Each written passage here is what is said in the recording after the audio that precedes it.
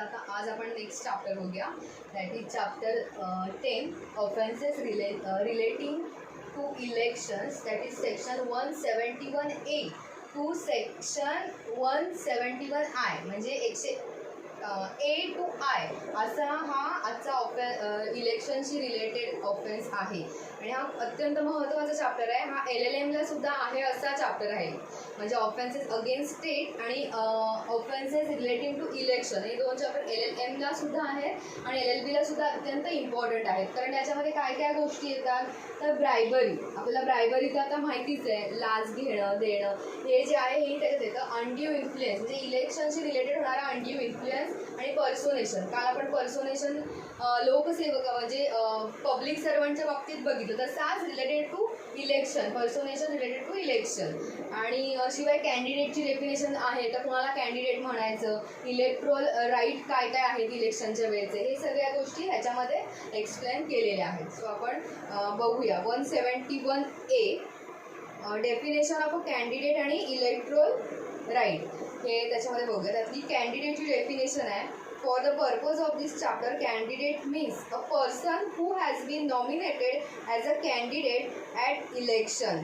आता कॅन्डिडेट जो तिथे ज्याला आपण आपल्या भाषेत म्हणायचं तर ज्याला तिकीट मिळालंय तो, मग मे बी तो इलेक्शन जेव्हा ॲक्च्युअल इलेक्शन होईल तेव्हा तो उभा असेलच असं नाही, पण एखाद्याला तिकीट मिळतं तर 4-5 जणांना तिकीटं मिळतात. त्यातल्या एकाचं काही कंडिशन्स अप्लाय होत नाहीत म्हणून तो माघार घेतो, किंवा त्याने काहीतरी त्यांच्या कोणत्या तरी एखाद्या गोष्टीत बसत नाही म्हणून तो माघार घेतो, किंवा त्याचं एखादं सर्टिफिकेट नाही आहे त्याच्या अंडर त्याला मागे केलं जातं, किंवा मग अचानकपणे तो ज्या वॉर्डमधनं उभा राहतोय तिथे समजा कॅटेगरी त्याची बसत नसेल तर त्यातनं तो माघार घेतो. मग अशा व्यक्तीला सुद्धा कॅन्डिडेट आपण म्हणू शकतो. म्हणजे ती व्यक्ती जी इलेक्शनच्या वेळी जी कोणी असेल की जिला उभं राहण्याचा हक्क आहे किंवा आपलं तिकीट मागे घेण्याचा हक्क आहे, असे सगळे हक्क त्या सगळ्यांना कॅन्डिडेट म्हणतात. म्हणजे जो ॲक्च्युअल इलेक्शनच्या वेळी उभा आहे तो असं नाही की ज्याला मागे घ्यावं लागलंय तिकीट कोणत्या कारणासाठी, तर त्याला सुद्धा कॅन्डिडेट असं म्हणण्यात येतं. तर पुढची बघूया आपण. पुढचं आहे इलेक्ट्रोल राईट. त्याची डेफिनेशन आहे electoral right means the right of a person to stand or not to stand as or to withdraw being a candidate or to vote to refrain from voting at an election. म्हणजे बघा आता आपण कॅन्डिडेटच्या डेफिनेशनमध्ये काय बघितलं की त्या माणसाला आपलं तिकीट मागे घ्यायचं, म्हणजे जो माणूस तिकीट मागे घेईल तो सुद्धा कॅन्डिडेट म्हणून म्हटला जातो. म्हणजेच काय हा त्याचा काय झाला राईट झाला. म्हणजे कॅन्डिडेटचा राईट काय झाला, तिकीट मागे घेणं किंवा त्यातनं टू स्टँड म्हणजे एक तर इलेक्शनला उभं राहणं किंवा उभंही राहायचं नाही आहे मला, म्हणजे तिकीट मिळालं आहे पण मला नाही उभं राहायचं असाही अधिकार त्याला आहे. असं नाही की आपल्या पक्षश्रेष्ठींनी सांगितले की ह्याला उभं करा म्हणजे हा उभंच राहायला पाहिजे असं नाही. तर ह्या राईट्स सांगितलेले आहेत जे आपल्या IPCमध्ये की त्याला उभं न राहण्याचं सुद्धा त्याला म्हणजे तो मत स्वतःचं मांडू शकतो की मला नाही उभं राहायचं आहे. त्यामुळे person to stand or not to stand or to withdraw being a candidate or to vote or refrain from voting as a election. म्हणजे याच्यामध्ये काय सांगितलं आहे की तो माघार घेऊ शकतो, विड्रॉ करू शकतो किंवा विड्रॉ करूही शकत नाही, किंवा एखाद्याने सांगितलं की तू विड्रॉ कर आपण त्याला उभं करूया तर तो सांगू शकतो की नाही मलाच उभं राहायचं आहे. म्हणजे काय विड्रॉ करू पण शकतो आणि नॉट टू विड्रॉ. आणि परत सांगितलं आहे टू वोट और टू रिफ्रेन फ्रॉम वोटिंग. म्हणजे त्याने त्याच व्यक्तीला असं पण सांगितलं की ह्याला ह्याच गोष्टीला मतं द्या असं नाही, त्याला त्याला सुद्धा मतदान करण्याचा अधिकार, तो कॅन्डिडेट असा तर त्याला सुद्धा मतदान करण्याचा अधिकार आहे. त्यामुळे कुणाला करायचं मतदान हा अधिकार त्यालाही आहे. तो कॅन्डिडेट आहे म्हणून तो इतरांना मतदान करू शकत नाही असं नाही, तर त्यालाही मतदान करण्याचा हक्क आहे किंवा एखाद्याला मतदान न करण्याचा सुद्धा त्याला हक्क आहे. असं हे इलेक्ट्रॉल राईट्समध्ये येतात. आता पुढे आहे 170 म्हणजे 170A मध्ये दोन्ही दिलेलं आहे कॅन्डिडेट और इलेक्ट्रॉल राईट डिफाईन असं 171A आहे. आता 171B बघूया. बी मध्ये आहे ब्रायबरी. ब्रायबरी तर आपल्याला माहिती आहे लाच देणं लाच घेणं ही गोष्ट इलेक्शनच्या ऑफेन्समध्ये येते. तर ब्रायबरीची डेफिनेशन काय, whoever gives gratification to any person with this object of inducing him or any other person to exercise any electoral right or of rewarding any person so having exercised any such right or accept either for himself or for any other person any gratification as a reward for exercising any such right or for inducing or attempt to induce any other person to exercise such right commits the offense of a bribery.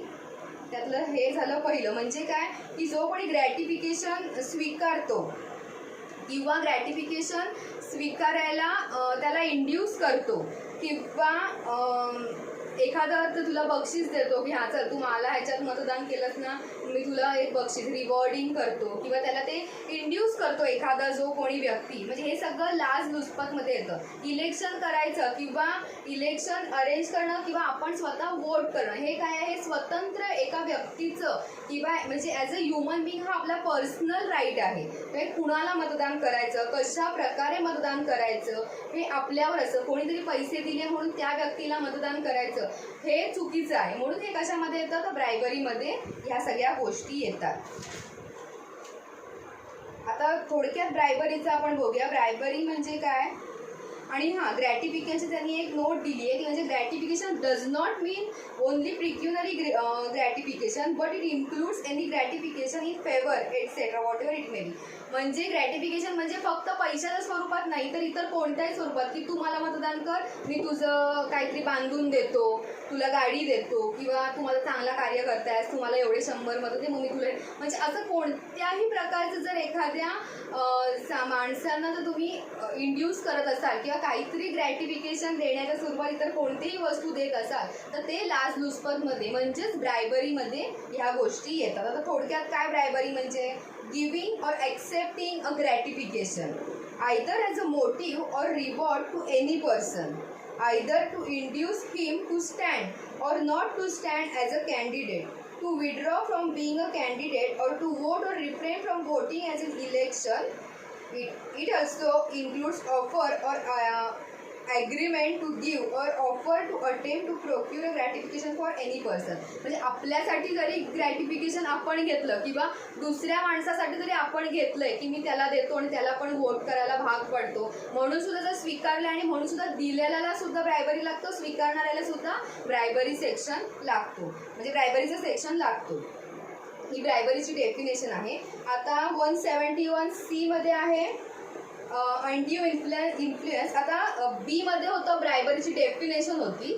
C मध्ये आहे undue influence at election आहे त्याच्यात सुद्धा undue इन्फ्लुएन्सची definition दिलेली आहे. आता undue इन्फ्लुएन्समध्ये काय दिलंय whoever voluntarily interferes or attempt to interfere with the free exercise of any electoral right commits the offense of undue influence at election without prejudice to the generality of provision of subsection. थोडक्यात ह्याच्यामध्ये काय दिलं तर पूर्ण वाचलं तर तुम्ही confuse व्हाल कारण काय खूप जणांकडे बुक्स नाही आहेत ज्यांच्याकडे बुक्स आहेत ते वाचू शकतात. आणि अनड्यू इन्फ्लुएन्समध्ये काय की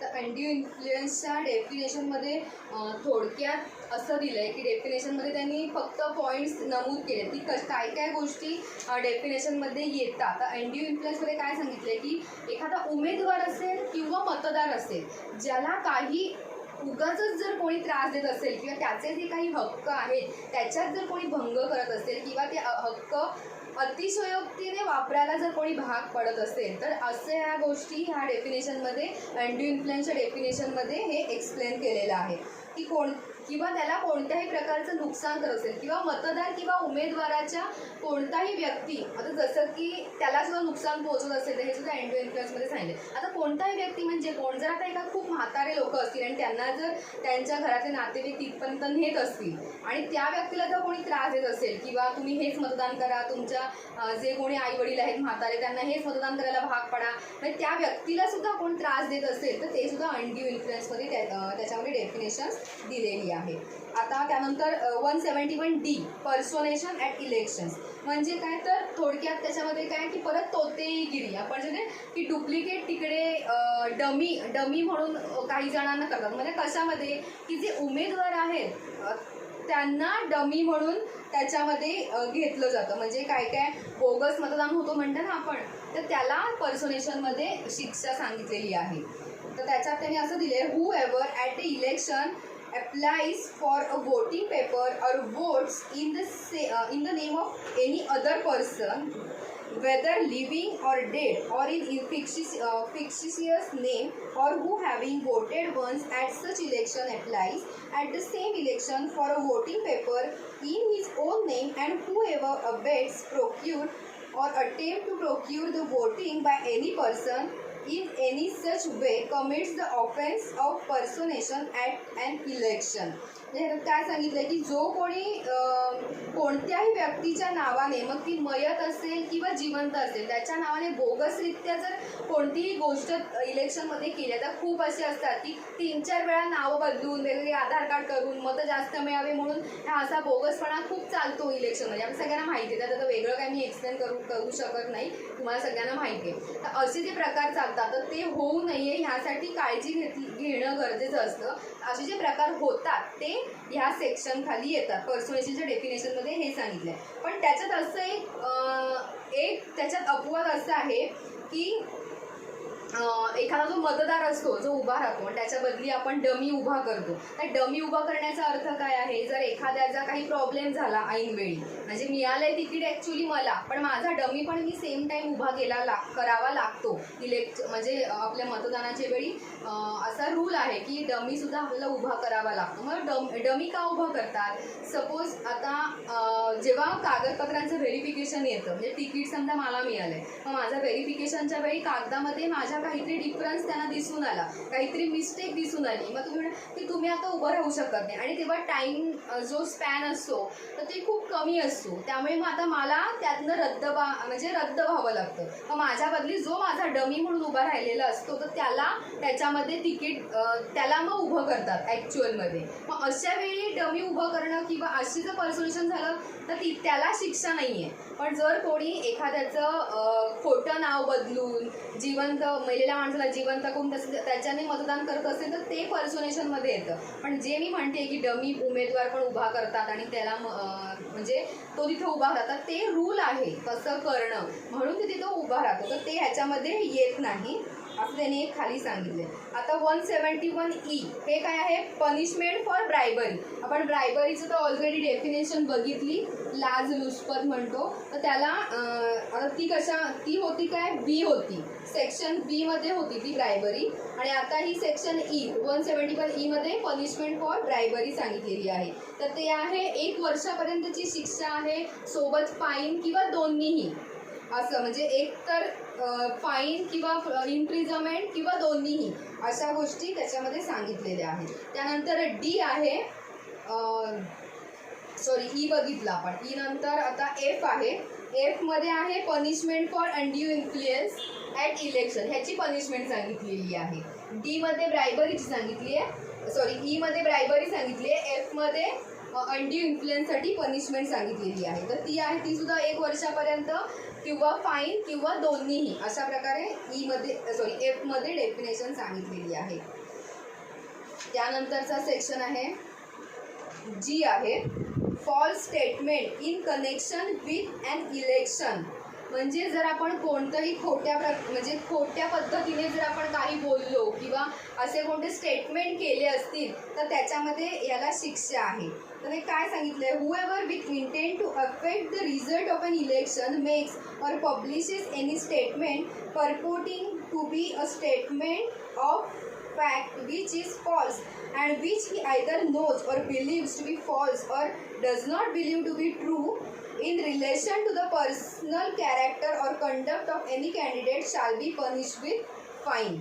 आता ह्याच्यात false statement in connection with the election, एखाद्या व्यक्तीचं जर चरित्र किंवा वर्तन statement related to the result makes publish statement purporting to be statement fact which either knows, म्हणजे जरी माहीत असेल किंवा माहीत नसेल किंवा माहीत असेल इलेक्शन संदर्भात. म्हणजे आता एक्झाम्पल दिलं, म्हणजे डेफिनेशनपेक्षा मी एक एक्झाम्पल देते. जसं की आपलं बघा ओबीसी किंवा कॅटेगरी पडतात, ओपन, ओबीसी. मग ज्या महिलांची लग्न आहे तर महिला ज्या असतात म्हणजे हिंदू महिला, त्यांची काय कास्ट बदलत नसते, पण समजा त्यांची माहेरची कास्ट कॅटेगरीमध्ये येत असेल आणि सासर ते ओपन कॅटेगरीमध्ये असेल आणि त्या वॉर्डला ओपन कॅटेगरी पडली आहे, मग आता आपण काय म्हणतो, हा ही महिला ओपन कॅटेगरीतली आहे म्हणून ती उभी राहते, तिला तिकीट मिळतं. पण व्हेरिफिकेशनच्या वेळी लक्षात येतं की हिची माहेरची कास्ट आहे ती कॅटेगरीमधली आहे. सपोज तिची ओबीसी असेल, ती ओबीसी कॅटेगरीमध्ये पडते, मग तिला तिथनं रद्दबाल करतं. पण हे तिला माहीत असतं कारण तिच्याकडे कास्ट सर्टिफिकेट आहे आणि तिच्या मार्कशीटवर जे नाव बघितलं जातं किंवा जी कास्ट बघितली त्याच्यानं व्हेरीफाय होतं काय, तर ही इथली सासरची जरी ओपन कॅटेगरीतली असली तरी माहेरची ती ओबीसी, आणि हे तिला माहीत होतं तरी पण तिने मुद्दामून लपवून ठेवलं. ह्यासाठी ह्याच्यामध्ये पण म्हणजे ज्या गोष्टी आपल्याला माहिती आहे अनावधानाने झाल्या तर ह्या ठीक आहेत, पण ही गोष्ट आपल्याला माहीत असते तरीही आपण असं खोटं वर्तन केलं किंवा खोटं स्टेटमेंट दिलं म्हणून ह्याच्यामध्ये त्याला पनिशमेंट सांगितली. ती पनिशमेंट काय आहे तर त्याच्यात फाईन सांगितलेलं आहे. एनी म्हणजे JMFC मध्ये ही केस ट्रायबल आहे आणि त्याच्यात फाईनच सांगितले, कोणत्याही प्रकारची इम्प्रिझनमेंट नाही आहे, त्याला फाईनच सांगितलेलं आहे. आता पुढचं एच आहे illegal payments in connection with and election, म्हणजे निवडणुकी संदर्भात जे काही बेकायदेशीरपणे पैसे वाटप केलं जातं किंवा बेकायदेशीरपणे खर्च होतो पैशांचा, म्हणजे सार्वजनिक, त्याच्यामध्ये त्यांनी काय काय सांगितले बघा. Whoever with the general or special authority in writing of a candidate incurs or authorizes expenses on account of the holding of any public meeting or upon any advertising, circular or publication or any other way whatsoever for the purpose of promoting or procuring the election of such candidate shall be punished with fine which may be extended to 500 rupees. ह्याच्यामध्ये काय सांगितलंय, ते ह्याच्यामध्ये काय सांगितलंय, illegal payments in the connection with and election. म्हणजे काय तर जो कोणताही व्यक्ती आहे तो एखाद्या उमेदवाराला मतदान निवडून, आता हे प्रकार खूप चालतात की माझ्या माणसाला निवडून आणायचे म्हणून मी इकडे वेगवेगळ्या प्रकारच्या सभा भरवते, त्या माणसाचा काही संबंध नसतो इथे, पण मला ह्याच माणसाला निवडून आणायचंय म्हणून मी इथे वेगवेगळ्या सभा केल्या, वेगवेगळी परिपत्रकं छापली, काय काय पब्लिश केलं, काही केलं, म्हणजे मी स्वतः खर्च करून ते गोष्टी करते, तर हे इलिगल आहे. हे इलिगल आहे, आपण इथे लक्ष देत नाही, कोणी कंप्लेंट करत नाही म्हणून ह्या केसेस होत नाही, पण ही गोष्ट इलिगल आहे, असं करू शकत नाही. पण ह्याच्यामध्ये एक अपवाद असा आहे किंवा एक आपण त्याला प्रोव्हाइडेड असं म्हणतो, तर त्याच्यामध्ये त्यांनी पुढे एक्सप्लेन काय केलं आहे की असं जर 10 रुपयापर्यंतचा खर्च असेल किंवा तितक्या मर्यादेपर्यंतचा त्यांनी दिलेली एक अमाऊंट असेल, त्या तिथपर्यंतचा खर्च केला आणि 10 दिवसाच्या आत ते पेमेंट त्या उमेदवारांनी की मीच सांगितलेलं असं म्हणून सांगितलं, असं लिहून दिलं की हे मीच सांगितलेलं आणि ते पैसे जर त्यांनी खर्च केले उमेदवारांनी, म्हणजे ती भरून काढली रक्कम, म्हणजे मी केलेल्या खर्चातनं त्या खरोखर त्या उमेदवारांनी मला पैसे दिले ते जेवढे मी खर्च केले आणि त्याने सांगितलं की ह्याला मीच सांगितलं, असं जर 10 दिवसापर्यंत जर त्याने केलं, 10 दिवसाच्या आत केलं तर त्याला याच्यामध्ये शिक्षा नाहीये. पण अदरवाईज जर उगाचच मोठमोठ्या सभा घेणं, अशा गोष्टी करणं असं असेल तो उमेदवाराच्या पाठीमागे, तर त्याला ह्याच्यामध्ये शिक्षा सांगितलेली आहे.